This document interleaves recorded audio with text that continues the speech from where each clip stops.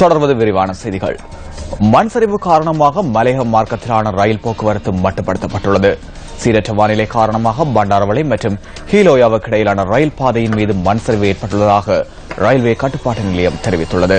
இதனால் மலையக மார்க்கத்திலான ரயில் போக்குவரத்து பண்டாரவளை வரை மட்டுப்படுத்தப்பட்டுள்ளது. பதுளையிலிருந்து அதிகாலை 5:45க்கு புறப்பட்ட ரயில் தாமதமாகவே கொழும்பை வந்தடையும் என்று ரயில்வே கட்டுப்பாட்டு நிலையம் தெரிவிக்கின்றது.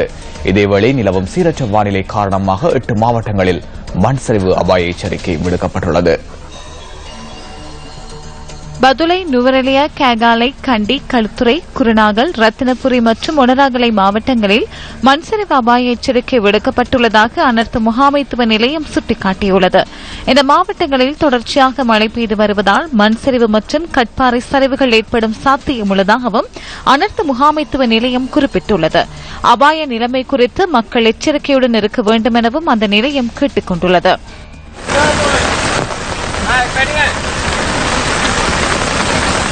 மலையகத்தில் பெய்து வரும் கடுமழை காரணமாக டிக்கோயா, போடைஸ் பகுதியில் உள்ள சுமார் 42 வீடுகளுக்குள் வெள்ள நீர் புகுந்துள்ளது. இதனால் இந்த பகுதியில் உள்ள மக்கள் இடம்பெயர்ந்து உறவினர்கள் வீடுகளில் தங்கியுள்ளனர்.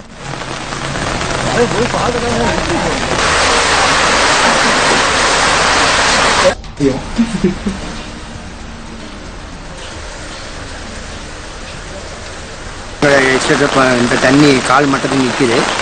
எங்களுக்கு வருஷம் நாங்கள் அந்த வெள்ளம் வந்தால் பெரிய அவதிப்படுறோம். 42 வீடும் ரொம்ப பாதிக்கப்பட்டு தான் நிற்கிறோம். அந்த தோட்டத்தில் யாருமே வந்து பார்க்குறதில்ல, போகிறதில்ல, வர்றதில்ல. வர்றாங்க, படம் எடுக்கிறாங்க, வீடியோ எடுக்கிறாங்க, அதிகாரிகள் வர்றாங்க, போகிறாங்க. யாருமே வந்து வெள்ளம் வந்து முடிஞ்ச பிறகு அவங்கவுங்க வீடை போய் வீடை கட்டி நாங்கள் வீட்டை தான் இருக்கோம், வந்து வீடை கட்டி கொடுப்போம். அதுக்கு ஒரு சலுகை செய்கிறதில்லை. சரியான மோசமான நிலைமையில் இருக்கோம். நாங்கள் 48 பேர் போல் இங்கே சரியான அவதி போடுறோம். எங்களை இது வரைக்கும் இந்த உழவை சொல்லியே யாருமே இது வரைக்கும் வந்து பார்க்கவே இல்லை. வெள்ளம் இப்போ ஒரு 5-6 அடி உயரத்தில் நிற்குதுங்க சார். வீடுகளில் சாமான் ரொம்ப மோசமான நிலைமையில போயிடுச்சு. இந்த தீபாவளிக்கு வாங்கிட்டு வந்த சாமான் எல்லாம் போயிடுச்சு. வெள்ளம் காரணமாக ஹட்டன் போடைஸ் டயகம பாதை போக்குவரத்திற்கு தடைப்பட்டுள்ளதாக எமது பிராந்திய செய்தியாளர் தெரிவித்தார்.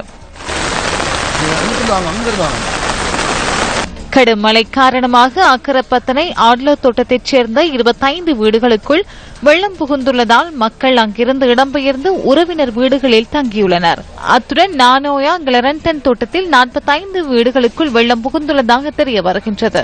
இது தவிர தலவாக்கலை டயகம பிரதான வீதியில் மழை காரணமாக கட்பாறைகள் சரிந்து விழுந்துள்ளதால் அந்த வீதியூடான போக்குவரத்திற்கு இடையூறு ஏற்பட்டுள்ளதாகவும் செய்தியாளர்கள் கூறுகின்றனர்.